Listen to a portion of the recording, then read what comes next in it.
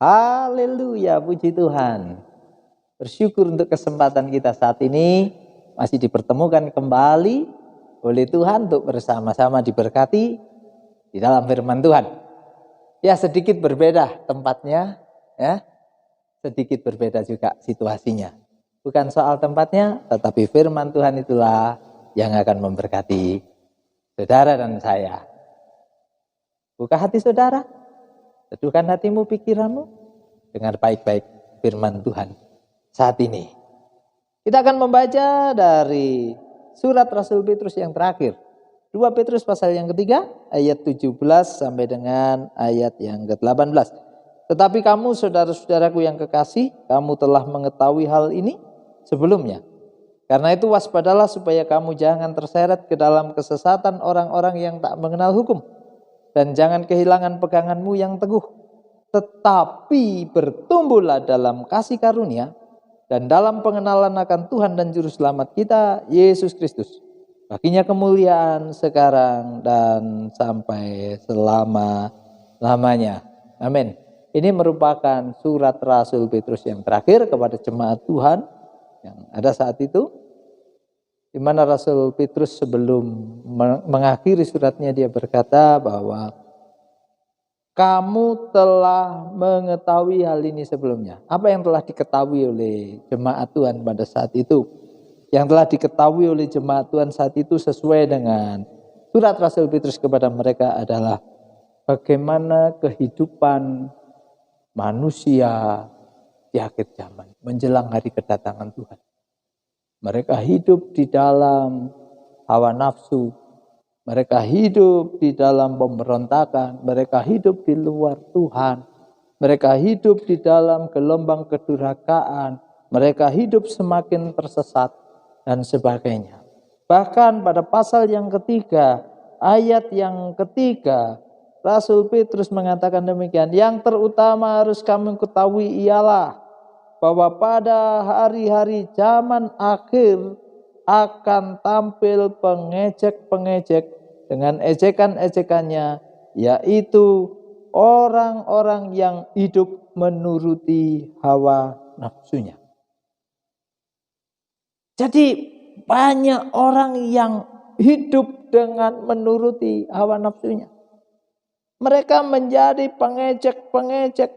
Artinya orang-orang yang hidup hanya untuk melemahkan iman orang-orang percaya.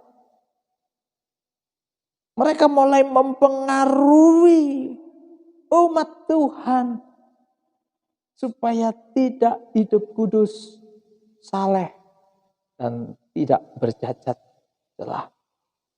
Hidup mereka senantiasa merendahkan orang-orang percaya. Bahkan mereka berkata-kata, di manakah janji tentang kedatangannya itu? Wah, ini saudara. Jadi iman pengharapan dari orang-orang percaya saat itu tentang datangnya Tuhan itu mulai dipertanyakan. Bahkan sampai hari ini kan juga Tuhan Yesus memang belum datang, sementara di mimbar-mimbar gereja terus diberitakan tentang kedatangan Tuhan. Nah, ini menjadi sebuah celah bagi para pengejek-pengejek ini mempertanyakan tentang kebenaran firman Tuhan. Nah, kalau tidak kuat pengenalan akan firman Tuhan, ya banyak orang kan murtad.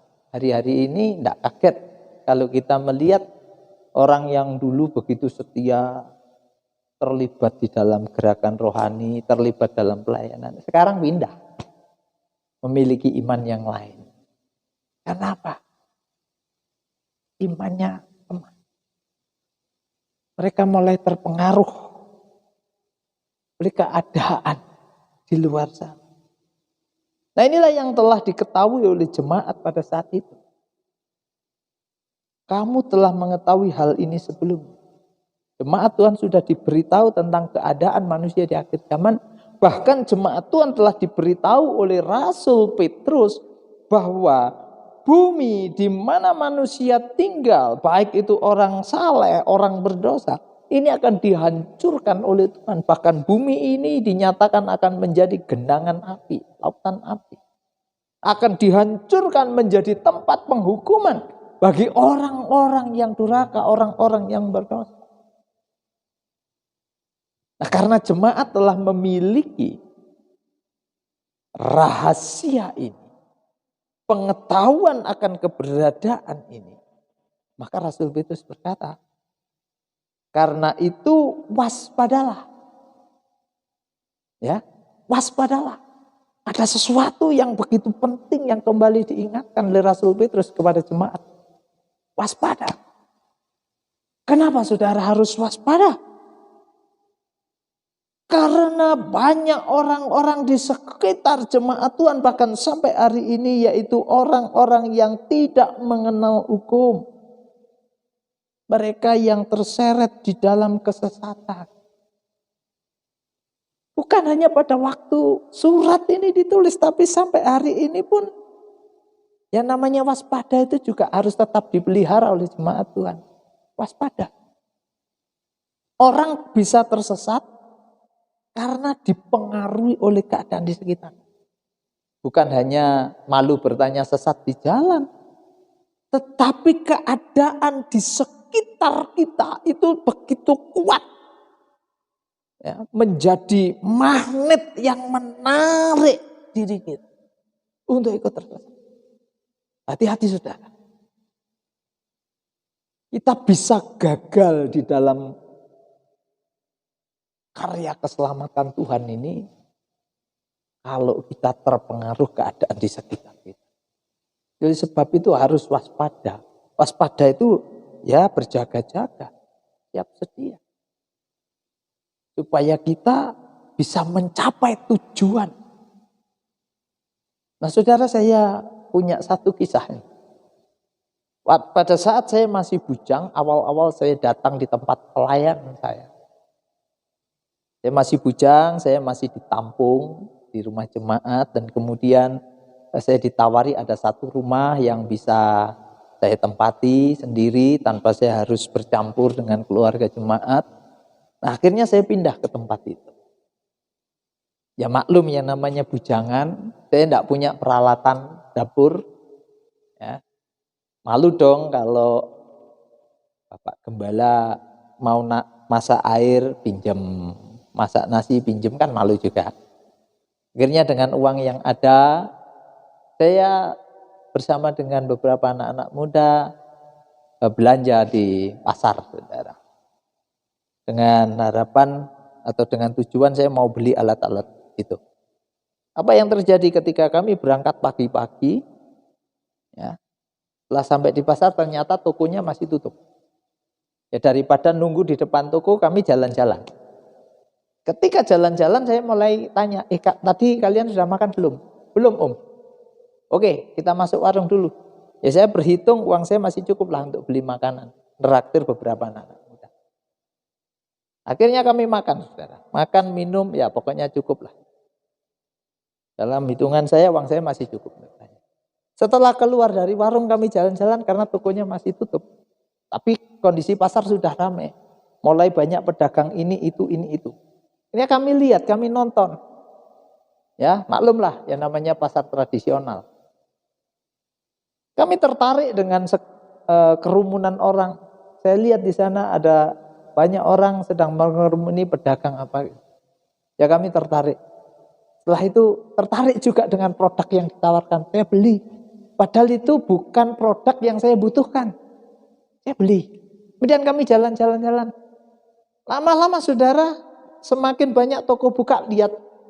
Ada itu, ada ini, ada itu. Kami beli. Dan sampai akhirnya saya baru sadar, uang saya sudah nggak cukup untuk beli peralatan dapur. Justru yang terbeli adalah soal perut. Akhirnya saya baru sadar, tertawa. Loh, tadi kita itu mau beli panci, beli gelas dan sebagainya. Lah kok sekarang ini uang sudah habis. Yang dituju tidak terbeli. Semua tertawa dan akhirnya kami pulang. Pulang dengan tidak membawa satu pun barang yang akan saya perlukan. Ya itu sebuah pengalaman bahwa kita mudah terpengaruh. Ibu-ibu juga gitu kan. Kadang-kadang mau belanja apa, berangkat dari rumah itu sudah dicateti. Tapi begitu sampai pasar ngelihat ini itu, akhirnya nggak kebeli. Hati-hati. Kita bisa tersesat gara-gara apa? Terpengaruh oleh keadaan di sekitar kita. Pandangan mata kita, wah itu membahayakan. Keinginan hati kita itu membahayakan. Kalau tidak dijagai dengan benar. Demikian pula dengan perkara rohani. Kalau hatimu, imanmu tidak kau jagai dengan kewaspadaan tingkat tinggi. Tidak mudah, saudara. Tidak mudah. Kita bisa tersesat. Kalau tidak kau jagai hatimu dengan kebenaran firman Tuhan. Nggak kaget. Tiba-tiba kita dengar. Ada orang yang murtad tinggalkan Tuhan. Awas. Di luar sana orang mulai hidup tanpa memiliki hukum. Artinya tanpa memiliki norma-norma, aturan-aturan. Mereka hidup sesuka-sukanya. Mau ini, mau itu, suka-sukanya.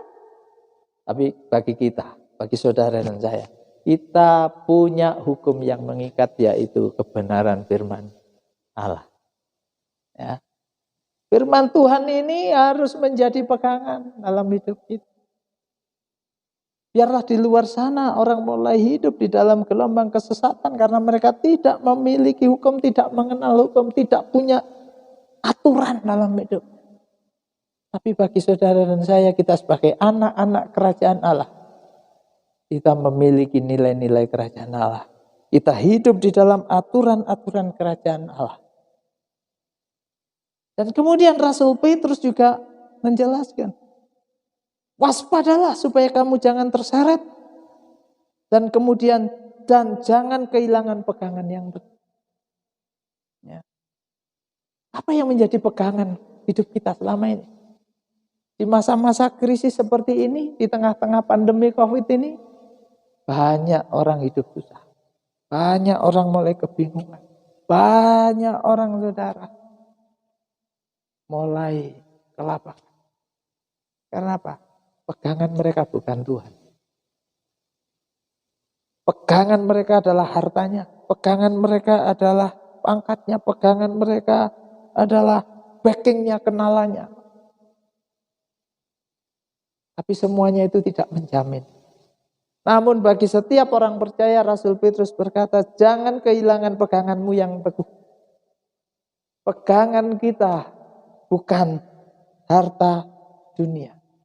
Pegangan kita adalah Tuhan itu sendiri.